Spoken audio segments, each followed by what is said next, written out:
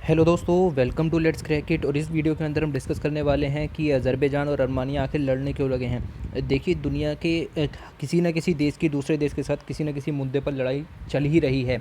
जैसे इंडिया पाकिस्तान की, India China की। तो इनमें से अगर हम मोस्टली देखें तो लगभग 80 से 90% मुद्दे इसी बात को लेकर के हैं कि ये ज़मीन किसकी है और ये ज़मीन किसकी है।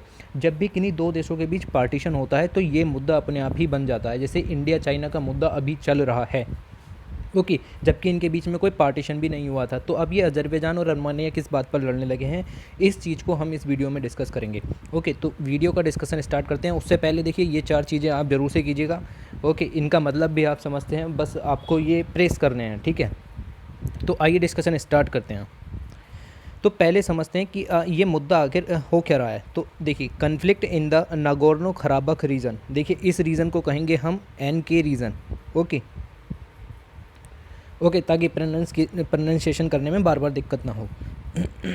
Sorry. Begin following the break down of the Soviet Union in late 1990s। आपको पता है कि कोल्ड वॉर शुरू हुआ था US और USSR के बीच में। तो 1980s तक आते आते USSR जो है वो बिखरना शुरू हो गया था। मींस उसके टुकड़े होने शुरू हो गए थे, मतलब कंट्रीज सेपरेट होना शुरू हो गई थी। और जाते जाते 1999 तक पूरा USSR जो है वो जितनी कंट्रियों में बंटना था उतनी कंट्रियों में बंट चुका था। तो यहाँ पर यही लिखा हुआ है कि ये जो कन्फ्लिक्ट है जो अर्मेनिया और अज़रबैजान के बीच में है, ये इस NK रीज़न को लेकर के है, जो कि सोवियत यूनियन जब ब्रेकडाउन होना शुरू हुआ 1980 से और 1994 तक पूरा ख़त्म हो गया। तो उस बीच इस रीजन में जो भी कंट्रोवर्सी हुई, जो रीजन में चेंजेस आए, वो सारे इस कन्फ्लिक्ट को जो है वो डिसाइड करते हैं, ठीक है। With both Armenia and Azerbaijan claiming this strategic territory. तो इस स्ट्रेटजिक टेरिटरी को दोनों के दोनों देश यानी कि अर्मेनिया और अज़रबैजान दोनों ही इसको क्लेम करते हैं कि ये एरिया हमारे अंडर में होना चाहिए जब से USSR जो है वो टूटा है। ओके, तो इस मैप में आप गौर से देखिए ये है अर्मेनिया, जितना भी ब्लैक वाला रीजन है, और ये जितना भी ऑरेंज वाला रीजन है ये अज़रबैजान है। उसके साथ ही ये वाला जो रीजन ब्लू कलर में दिया है, लाइट ब्लू कलर में दिया हुआ है, ये रीजन है आपका NK region, means Nagorno Karabakh region. Okay, तो इस रीजन का स्ट्रेटजिक इम्पोर्टेंस अपने आप में बनता है, क्योंकि यहाँ पर बहुत ही ज़्यादा भारी मात्रा में ऑयल एंड गैस के जो हैं वो भंडार भी हैं। तो ये वाला जो रीज़न आप यहाँ ऑरेंज कलर का ये वाला देख रहे हैं, ये अज़रबैजान का हिस्सा है। अब आप थोड़ा चौंकेंगे कि ये अर्मेनिया बीच में कहाँ से घुस आया, ठीक है। तो यही है कि बाइफर्केशन किस तरीके से हुआ, वो अभी तक समझ में नहीं आता है। उसके बाद ये लाइन आपको ये समझने में बहुत ज़्यादा हेल्प करेगी कि आखिर वीडियो में चल क्या रहा है। The region is internationally recognised as the part of Azerbaijan. तो UN वगैरह की जो बॉडीज़ हैं वो कहती हैं ये जो NK रीजन है ये अज़रबैजान का पार्ट है, but controlled by ethnic Armenians. तो इथनिक अर्मेनियंस का मतलब क्या होता है, मींस देखिए रीजन जो है वो अज़रबैजान का है, लेकिन उस पर जो कंट्रोल कर रखा है वो कर रखा है अर्मेनियंस ने, ठीक है। यानी कि वहाँ की जो मेजॉरिटी पॉपुलेशन है NK रीजन की, वो है अर्मेनियन पॉपुलेशन। देखिए इस मैप में देखिए क्लियर समझ में दिखाई देगा। ओके, देखिए ये अज़रबैजान है, ये अर्मेनिया है। उसके बाद ये वाला जो रीज़न है ये था आपका NK रीजन। ओके, उसके बाद आप इसके चारों तरफ ये वाला लाइट रीजन देखिए, ये लाइट रीजन जो है अर्मेनियन कंट्रोल रीजन है। मींस इस पूरे रीजन को अर्मेनियन लोगों ने चारों तरफ से घेरा हुआ है, प्लस इसके अंदर भी मेजॉरिटी में अर्मेनियन लोग ही रहते हैं। Control territory surrounding NK region. Okay, तो ये बात अब आपको समझ में आ गई होगी कि रीजन तो अज़रबैजान का है, कंट्रोल कर रखा है अर्मेनिया ने, तो लड़ाई तो होनी है। ओके ओके, यहाँ पर देखिए अब at that time the enclaves of NK region had held a referendum boycotted by Azerbaijan. तो उस समय की बात अगर हम करें 1990s की, जब ये बाइफर्केशन होना शुरू हुआ था, तो फिर वहाँ पर NK रीजन के जो लोग थे उन्होंने एक रेफरेंडम जो है वो अनाउंस किया कि हम एक रेफरेंडम करेंगे कि अर्मेनिया की तरफ जाना है या अज़रबैजान की तरफ जाना है। तो उस रीजन में उस जो रेफरेंडम हुआ था उसमें अज़रबैजान ने पार्ट नहीं लिया था। जो लोग अज़रबैजान की तरफ थे, जो अज़रबैजानियन थे जिन्हें हम कह सकते हैं, उन्होंने रेफरेंडम में पार्ट नहीं लिया था। भाई वो क्यों लेंगे कि भाई ये तो हमारा है, वो तो यही सोच रहे थे ना कि ये तो हमारा है ही है। तो उन्होंने इस रेफरेंडम में पार्ट नहीं लिया। Where the people choose independence over joining either of the two, जैसे मैंने बताया। तो रेफरेंडम के थ्रू ये डिसाइड होने वाला था कि हम अज़रबैजान की तरफ जाएंगे या अर्मेनिया की तरफ जाएंगे। ओके, फिर ये देखिए, the conflict between ethnic Armenians and ethnic Azerbaijanians is in N K region reached a particular low with Armenia and Azerbaijan accusing each other of having instigate ethnic cleansing. तो एक दूसरे की तरफ आरोप जो लगाए जा रहे थे उसके कारण जो कन्फ्लिक्ट है और ज़्यादा जो है वहाँ पर बढ़ गया। ठीक, अब ये जो लाइन यहाँ पर ये जो पैराग्राफ लिखा हुआ है काफ़ी ज़्यादा इंपॉर्टेंट हो जाता है। द सिचुएशन वर्सनड, सिचुएशन और ज़्यादा ख़राब हो गई when the Nagorno Karabakh autonomous oblast, जैसे कि ऑटोनोमस काउंसिल्स जैसे इंडिया में होती हैं इसी तरीके से ऑटोनोमस जो ओब्लास्ट वहाँ पर कहा जाता है, ये जो है एक ऑटोनोमस रीजन था in the N K reason. ठीक है, एन एडमिनिस्ट्रेटिव यूनिट जो कि इस रीजन को एडमिनिस्टर कर रहे थे, इन्होंने डिसाइड किया कि हम जो है वोट करते हैं कि हम अर्मेनिया को ज्वाइन करेंगे। अब भैया तुमने डिसाइड कर लिया कि हम अर्मेनिया को ज्वाइन करेंगे तो इससे अजरबैजान खुश थोड़ी होगा, भाई उसका टेरिटरी का पार्ट है और आप लोग उसको अर्मेनिया को दे रहे हैं, तो फिर यहाँ पर लड़ाई तो होनी थी। तो इन्होंने डिसाइड किया कि हम अर्मेनिया को ज्वाइन करेंगे क्योंकि जो हमारी जो मैक्सिमम पॉपुलेशन है वो अर्मेनियन पॉपुलेशन है। जैसा कि मैंने बताया कि एरिया तो अजरबैजान के अंदर है लेकिन उसको कंट्रोल कौन कर रहा है, अर्मेनियन पीपल कर रहे हैं। तो इसी बात को देखते हुए इन लोगों ने जो है कहा कि हम अर्मेनिया को ज्वाइन करेंगे। By 1992 the violence had increase.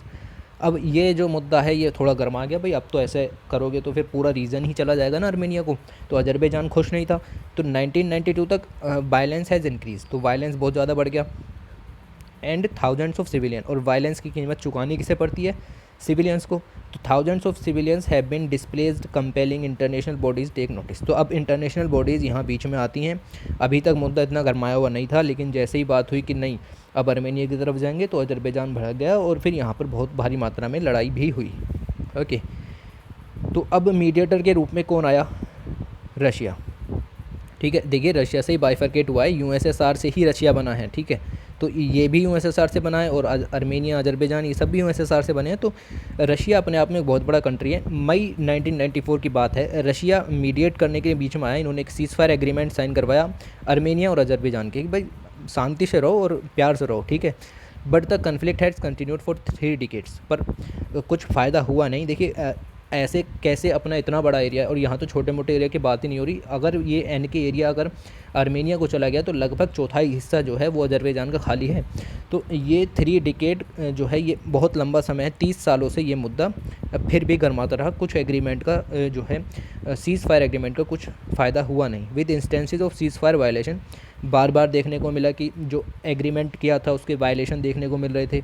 Mortar जैसे दागे जाते हैं एक दूसरे की तरफ से, तो वो सब देखने को मिल रहे थे और दोनों तरफ से वायलेंस अपनी चरम सीमा पर था, मतलब रुक नहीं रहे थे, एग्रीमेंट का कोई फ़ायदा नहीं था।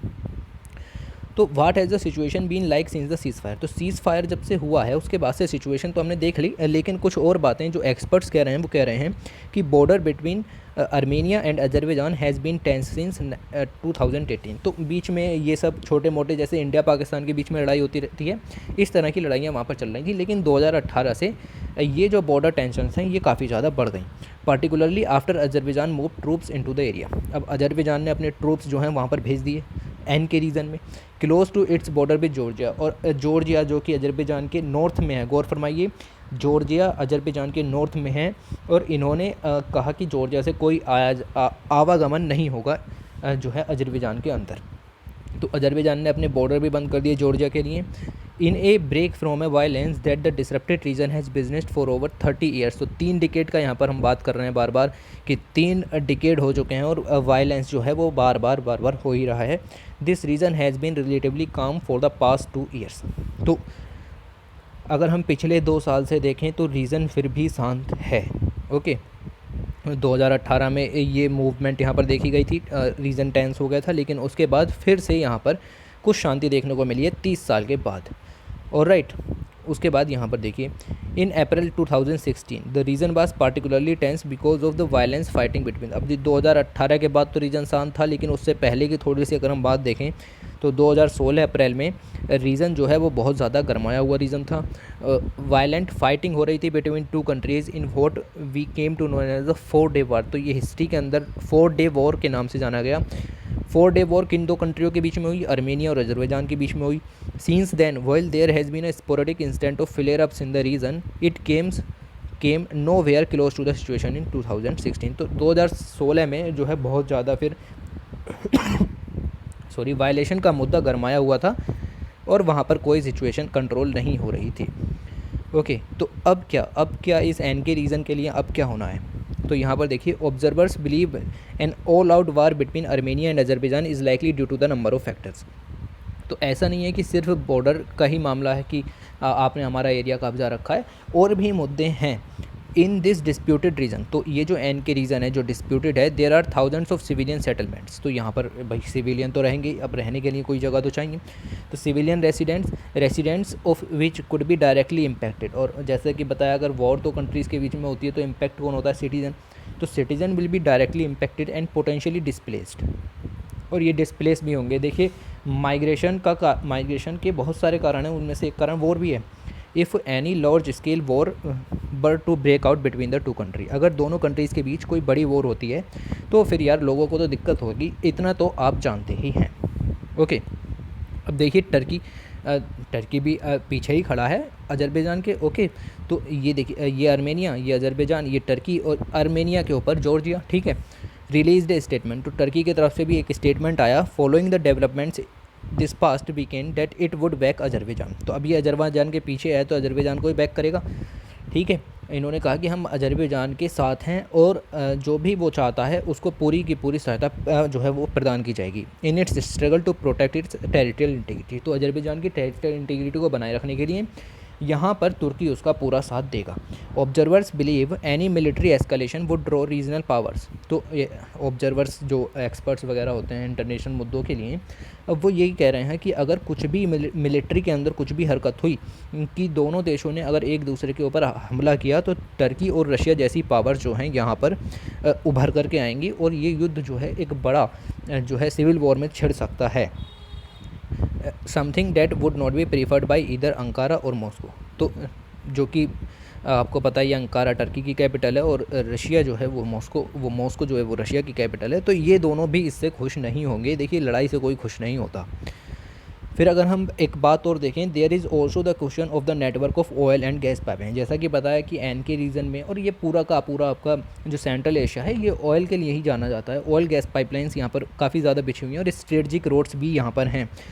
Okay, to which access might be blocked and interrupted for the reason. तो एन के रीज़न के लिए इन सब स्ट्रेटजिक चीज़ों को देखते हुए वहाँ पर एक्सेस भी बंद की जा सकती है कि ना तो आर्मेनिया जाएगा ना फिर अजरबैजान जाएगा, हैं। तो ये बड़ी बड़ी पावर जो हैं रशिया और टर्की, ये सब यहाँ पर इस तरह की काम कर सकते हैं अगर लार्ज स्केल की फ़ाइटिंग देखने को मिली। तो ये तो दोनों कंट्रीज़ के लिए अच्छा नहीं होगा कि आप वहाँ के नेचुरल रिसोर्सेज का यूज़ नहीं कर पाएंगे। ठीक है, अभी क्या पता किस तरीके से इनके बीच में शेयर बढ़ते हैं कि 50% आपका या 20% आपका, 80% मेरा। तो ये सब इनको यहाँ पर घाटा होगा। This would create immediate challenges leading observers to believe that a war would not be an interest of both country. तो वॉर अगर हुई तो वो दोनों कंट्रीज़ के हित में नहीं होगी क्योंकि वहाँ पर रीजनल पावर जो है वो उभर करके आएंगी। ओके, तो ऐसा नहीं है कि यूके भी शांत बैठेगा, फिर यूएस भी उस तरफ को है। फिर अगर हम ये देखें तो Armenia accuse neighbouring Azerbaijan of attacking civilian settlement. तो ये अब क्या हुआ था जिसकी वजह से ये वीडियो बनाई जा रही है? तो वीडियो में ये हुआ था कि दोनों तरफ से फायर हुई थी, टैंकर्स की जो तोप हैं वो फायर हुई और काफ़ी जो व्हीकल हैं वो वहाँ पर जो है ख़त्म भी हो गए। तो आर्मेनिया कह रहा है कि अजरबैजान ने हमारे सिविलियन पर अटैक किया in N K region internationally recognise as part of the Azerbaijan but control by Armenian forces. ये मैंने पहले ही बता दिया कि आर्मेनियन के द्वारा कंट्रोल है, अजरबैजान का ये एरिया है इंटरनेशनल अगर रिकॉग्नाइज देखें तो यहाँ पर यही बात है कि जो है आर्मेनिया उसको कह रहा है और अजरबैजान आर्मेनिया को कह रहा है। तो एक दूसरे के ऊपर यहाँ पर क्लैशेस चलते रहते हैं जैसे इंडिया पाकिस्तान। मुद्दा सिंपल है, बस मुद्दा समझना है कि क्या था एन के रीज़न का।